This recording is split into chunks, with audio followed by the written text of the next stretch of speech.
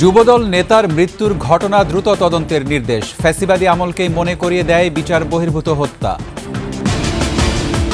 নিজেদের মধ্যে বিরোধ থাকলে পলাতক স্বৈরাচার লাভবান হবে বললেন তারেক রহমান। ২১-এর চেতনায় জুলাই অভ্যুত্থান বললেন প্রধান উপদেষ্টা। অমর ২১-এ বইমেলা উদ্বোধন।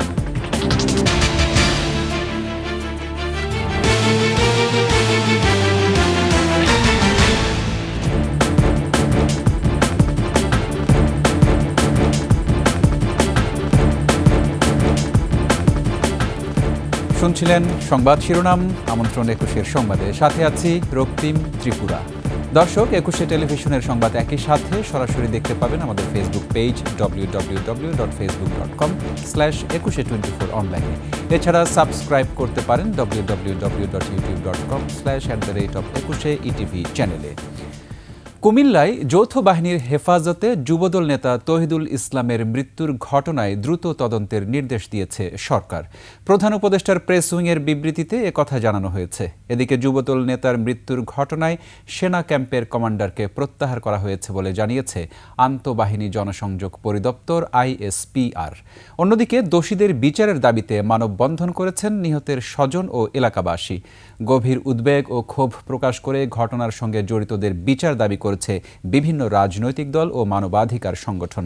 কুমিল্লা প্রতিনিধি হুমায়ুন কবির রনির পাঠানো তথ্য ছবিতে ডেস্ক রিপোর্ট। প্রধান উপদেষ্টার প্রেস উইংয়ের বিবৃতিতে বলা হয়, নিরাপত্তা বাহিনীর হেফাজতে নির্যাতনের অভিযোগের পরিপ্রেক্ষিতে কুমিল্লায় শুক্রবার গভীর রাতে আহত অবস্থায় তৌহিদুল ইসলামকে হাসপাতালে নেওয়া হয়। অভিযোগ অনুযায়ী শুক্রবার ভোরে তার বাড়ি থেকে আটক করার পর তিনি নিরাপত্তা বাহিনীর নির্যাতনের শিকার হন। বিবৃতিতে উল্লেখ করা হয়, অন্তর্বর্তী সরকার নিরাপত্তা বাহিনীর হেফাজতে যে কোনো ধরনের নির্যাতন ও হত্যার কঠোর নিন্দা জানায়। ঘটনা সম্পর্কে বিবৃতি দিয়েছে আন্তঃবাহিনী জনসংযোগ পরিদপ্তর ISPR। এতে বলা হয়, অনাকাঙ্ক্ষিত ও দুঃখজনক ঘটনা তদন্তে যথাযথ পদক্ষেপ নেওয়া হয়েছে। মৃত্যুর কারণ উদ্ঘাটনের জন্য উচ্চ পর্যায়ের তদন্ত কমিটি গঠন হয়েছে। তদন্তে দোষী সাব্যস্ত ব্যক্তিদের বিরুদ্ধে সেনা আইন অনুযায়ী ব্যবস্থা নেওয়া হবে। গত ৩১ জানুয়ারি বিকেলে সুনির্দিষ্ট অভিযোগের ভিত্তিতে যৌথ বাহিনীর অভিযানে কুমিল্লার আদর্শ সদর উপজেলা হতে আটক মোহাম্মদ তৌহিদুল ইসলাম রাতে কুমিল্লা মেডিকেলে মারা যান। এদিকে হত্যার সঙ্গে জড়িতদের বিচারের দাবিতে কুমিল্লায় মানববন্ধন করেছে নিহতের স্বজন ও এলাকাবাসী।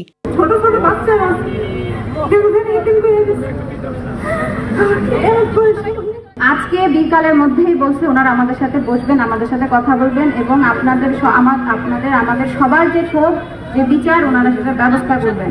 দ্রুত বিচার না হলে কঠোর আন্দোলনের হুমকি দেন তারা। বনুশ্রী ডলি, ডেস্ক রিপোর্ট, ২১-এ টেলিভিশন।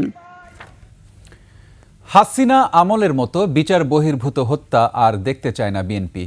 কুমিল্লায় যুবদল নেতা হত্যায় জড়িত যৌথ বাহিনীর সদস্যদের গ্রেপ্তারের দাবি জানিয়ে বিএনপি মহাসচিব মির্জা ফখরুল ইসলাম আলমগীর বলেছেন, মানুষ দেশে আইনের শাসন দেখতে চায়। মাহিলা ইসলামের রিপোর্ট। রাজধানীর উত্তরা ১৩ নম্বর সেক্টর খেলার মাঠে বিএনপি চেয়ারপারসন বেগম খালেদা জিয়ার রোগমুক্তি ও উপহার সামগ্রী বিতরণ অনুষ্ঠানে যোগ দেন দলের মহাসচিব মির্জা ফখরুল ইসলাম আলমগীর।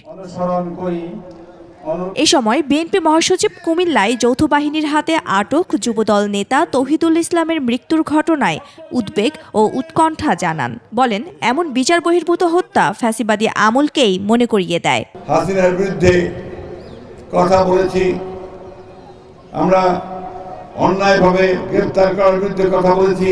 দুর্ভাগ্যের কথা, গতকাল কুমিল্লায় আমাদের যুবদলের এক নেতাকে তুলে নিয়ে যাওয়ার পরে যৌথ বাহিনী তারপর সকালেই মারা গেছে। আমরা পরিষ্কার করে বলতে চাই, এই ধরনের ঘটনা যেন পুনরাবৃত্তি না হয়। যারা এই ঘটনা ঘটিয়েছে তাদেরকে অবশ্যই বিচারের আওতায় নিয়ে আসতে হবে। নতুন দল গঠনের উদ্যোগকে স্বাগত জানিয়ে মির্জা ফখরুল ছাত্রদের সংঘাতমূলক কোনো বক্তব্য না দেওয়ার আহ্বান জানান। ছাত্ররা রাজনীতি করবে, আসবে, তারা নতুন দল গঠন করবে, আমরা তাদেরকে স্বাগত জানাবো। সরকারের থেকে যদি দল গঠন করেন, এই দেশের মানুষ সেটাকে মেনে নেবে না।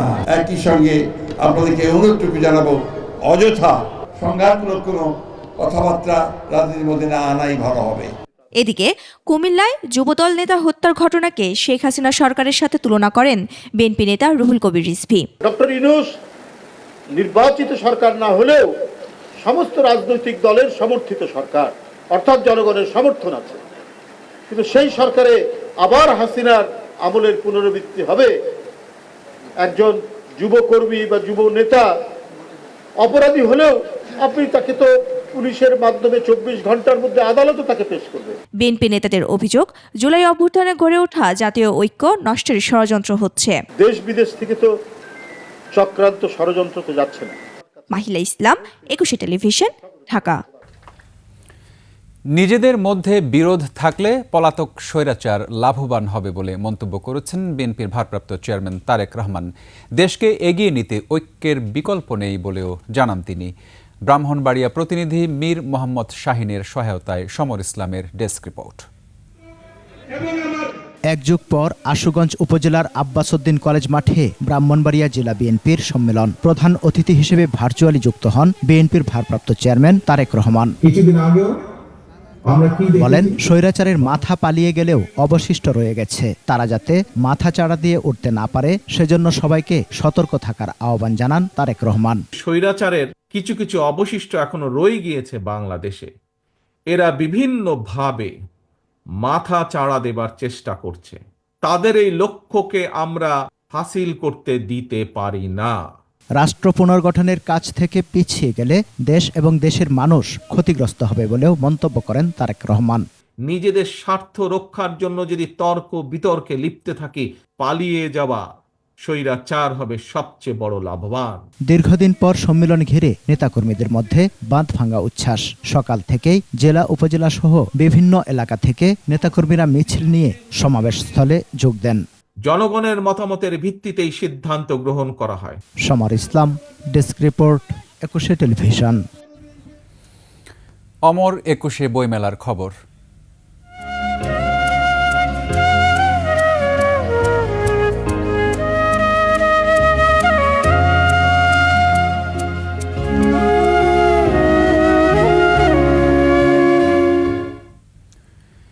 একুশের চেতনা যুগে যুগে বিস্তৃত, জুলাই অভ্যুত্থান তারই প্রমাণ। বাঙালির প্রাণের 21 বইমেলার উদ্বোধনী অনুষ্ঠানে একথা বলেছেন অন্তর্বর্তী সরকারের প্রধান উপদেষ্টা ডক্টর মোহাম্মদ ইউনূস। এ সময় বাংলা ভাষা সাহিত্যে অবদান রাখায় 10 জন লেখক ও কবির হাতে বাংলা একাডেমি সাহিত্য পুরস্কার তুলে দেন প্রধান উপদেষ্টা। আরও জানাচ্ছেন প্রণব চক্রবর্তী।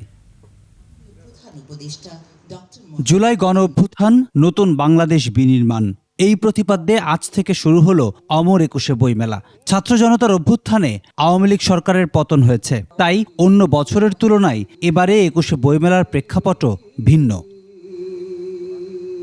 বিকেলে বইমেলার উদ্বোধনী অনুষ্ঠানে যোগ দেন প্রধান উপদেষ্টা ডক্টর মোহাম্মদ ইউনূস। জাতীয় সঙ্গীত ও অমর 21 গানে শুরু হয় মূল আনুষ্ঠানিকতা। বাংলা ভাষায় অবদান রাখায় 10 জন লেখক ও কবির হাতে তুলে দেওয়া হয় বাংলা একাডেমি সাহিত্য পুরস্কার। বাংলা একাডেমিকে আরও সুগঠিত করার পরিকল্পনার কথা জানান বিশিষ্টজনেরা।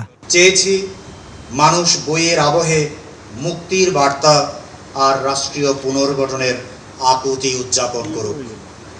আশা করি আমাদের এই চাওয়া বাস্তবায়িত হবে। বইমেলা আয়োজন সহ নানা মাত্রিক কর্মকাণ্ডে আপনাদের সমর্থন নিয়ে বাংলা একাডেমি নানা ধরনের বুদ্ধিবৃত্তিক বিকাশের কাজ করে চলছে। বাংলা একাডেমির সার্বিক কার্যক্রমে আপনাদের সকলের সহযোগিতা প্রয়োজন। সরকারের কাছ থেকে যে আর্থিক ও প্রশাসনিক সহযোগিতা প্রয়োজন, বাংলা একাডেমি তা পাবে বলেই আশা। নতুন চিন্তার যেন একটা সংযোগ তৈরি হয়, এই ব্রিজটা যদি আমরা করে যেতে পারি তাহলে আমরা মনে করি যে এই একাডেমিটা একটা চলমান প্রতিষ্ঠানে পরিণত হবে। এ সময় প্রধান উপদেষ্টা বলেন, 21 চেতনা যুগে যুগে বিস্তৃত, জুলাই অভ্যুত্থান তারই প্রমাণ। 21 মানে অবিরাম সংগ্রাম, নিজের পরিধিকে আরো অনেক বাড়িয়ে নাও। এবারের 21 প্রেক্ষিত আমাদেরকে নতুন দিগন্তে প্রতিস্থাপন করেছে। বরকত সালাম, রফিক জব্বারের বুকের রক্তে যে অঙ্গীকার মাখা ছিল, তাতে ছিল জুলাই অভ্যুত্থানকে নিশ্চিত করা মহা বিস্ফোরক শক্তি। বইমেলা জাতীয় জীবনের অবিচ্ছেদ্য অংশ, তাই বাংলা ভাষায় লেখক সৃষ্টিতে নিজের পরিকল্পনার কথা জানান ডক্টর ইউনূস। প্রতি বছর বিষয়ভিত্তিক সেরা লেখক স্বীকৃতির আয়োজন করলে লেখকরা এই স্বীকৃতি পাওয়ার জন্য এবং সেরা লেখকরা সেরা প্রকাশক পাওয়ার জন্য অনেক সহায়ক হবে। আমি এই প্রস্তাব দিচ্ছি। আমরা যদি ২১-এর ভাষা আন্দোলনকে আরো গভীরতর প্রেক্ষিতে স্বাধিকার আন্দোলন হিসেবেও দেখি, তাহলে অমর ২১-এর গণ্ডি বৃহত্তর হয়ে দাঁড়ায়। বাংলাদেশের বুক থেকে দীর্ঘ ১৬ বছর চেপে থাকা পাথর সরাতে তরুণদের কঠোর প্রতিজ্ঞার প্রশংসা করেন প্রধান উপদেষ্টা। দুঃস্বপ্নের বাংলাদেশকে ছাত্র জনতা নতুন বাংলাদেশে রূপান্তরিত করার জন্য ঝাঁপিয়ে পড়েছিল।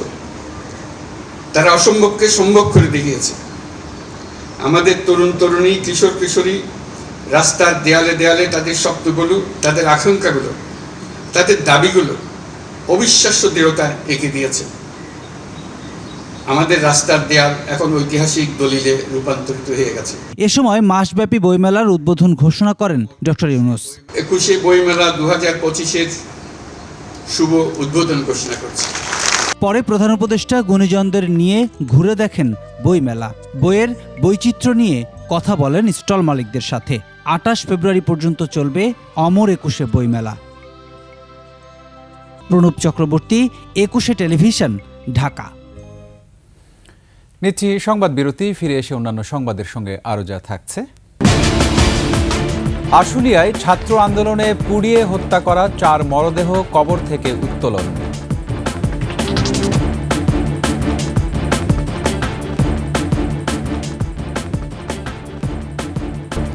আমন্ত্রণ আবারও ২১শে সংবাদে। ৫ আগস্ট সাভারের আশুলিয়ায় মরদেহ পোড়ানোর ঘটনায় পরিচয় শনাক্ত ও ময়নাতদন্তের জন্য ৪টি মরদেহ কবর থেকে উত্তোলন করা হয়েছে। এ সময় স্বজনদের কান্না ও আহাজারিতে ভারী হয়ে ওঠে পুরো পরিবেশ। সাভার প্রতিনিধি শাহেদ জুয়েলের তথ্য ও ছবিতে ডেস্ক রিপোর্ট। জেলা নির্বাহী ম্যাজিস্ট্রেট সাদিয়া আক্তারের তত্ত্বাবধানে আশুলিয়ার চারাবাগ এলাকা থেকে জাহিদুল ইসলাম সাগর ও ভাইদালের পবনারটেকের আশরাফুল ইসলাম এবং আমবাগান থেকে ২টি মরদেহ উত্তোলন করা হয়। ২টি মরদেহের একটি আবুল হোসেনের, যা ডিএনএ টেস্টের পর নিশ্চিত হয়েছে। আরেকজনের পরিচয় এখনো পাওয়া যায়নি। এ সময় নিহতদের স্বজনদের আহাজারিতে পরিবেশ ভারী হয়ে ওঠে। দোষীদের দৃষ্টান্তমূলক শাস্তির দাবি জানান স্বজন ও এলাকাবাসী। ভ্যানে আইনে দুজন মানুষ আমি মারে দিছি আর 4টা গার্জিয়ানের কাছে বুঝিয়ে দিছি। তারা তো গুলি চালায়, পরে বিকাল দিকটা ঠিক তাদের থানার সামনে পিকআপে 6টা লাশ পোড়া দেয়। 25 দিন পরে একটা ভিডিও ভাইরাল হইলো, তখন দেখি যে ওই ভ্যানে আমার স্বামীর গেঞ্জি আর হাত দেখে আর লুঙ্গি দেখে আমি জাস্টিফাই করছি যে ওটা আমার স্বামী। আশুলিয়া থানার ওসি নূর আলম সিদ্দিকী জানান 4টি মরদেহ ময়না তদন্তের জন্য মর্গে পাঠানো হয়েছে। রিপোর্ট পাওয়ার পর আইনানুগ কার্যক্রম।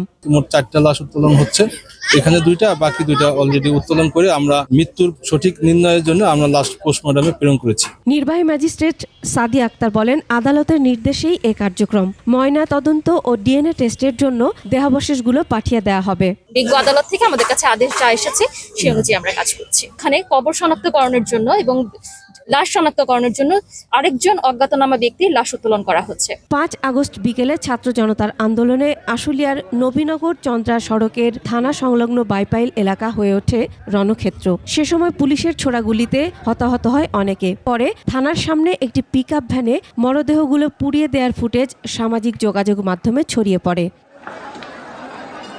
পরে নিখোঁজদের খোঁজে ভিডিও ফুটেজ দেখে আদালতে পরিচয় শনাক্তের আবেদন জানান স্বজনরা।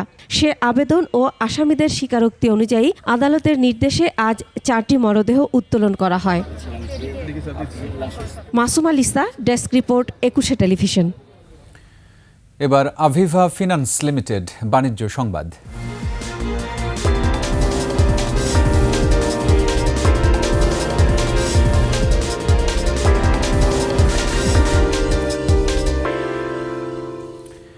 River view international school and কলেজের বার্ষিক ক্রীড়া ও সাংস্কৃতিক প্রতিযোগিতার আয়োজন করা হয়। অনুষ্ঠানে প্রধান অতিথি ছিলেন সমাজসেবক ফজলুর রহমান বকুল। তিনি নতুন প্রজন্মকে দেশের দক্ষ ও যোগ্য নাগরিক হিসেবে গড়ে তোলার আহ্বান জানান। শিশু কিশোরদের মননশীল বিকাশে বেশি করে ক্রীড়া ও সাংস্কৃতিক কর্মকাণ্ডে অংশ নেওয়া প্রয়োজন বলে মন্তব্য করেন। অনুষ্ঠানে উপস্থিত ছিলেন river view international school and কলেজের অধ্যক্ষ বেগম নুরুন নাহার চৌধুরী ও শিক্ষকবৃন্দ। আরও ছিলেন VSL বিক্রমপুর স্টিল লিমিটেডের কর্মকর্তা মোহাম্মদ আখতারুজ্জামান খান জাহাঙ্গীর সহ আরও অনেকে।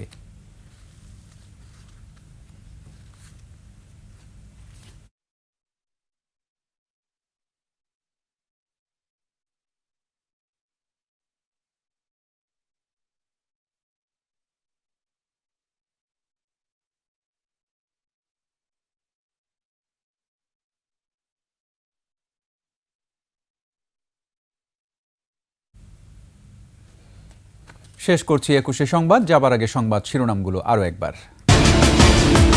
যুবদল নেতার মৃত্যুর ঘটনা দ্রুত তদন্তের নির্দেশ, ফ্যাসিবাদী আমলকেই মনে করিয়ে দেয় বিচার বহির্ভূত হত্যা। নিজেদের মধ্যে বিরোধ থাকলে পলাতক স্বৈরাচার লাভবান হবে বললেন তারেক রহমান। ২১-এর চেতনায় জুলাই অভ্যুত্থান বললেন প্রধান উপদেষ্টা, অমর ২১-এ বইমেলা উদ্বোধন।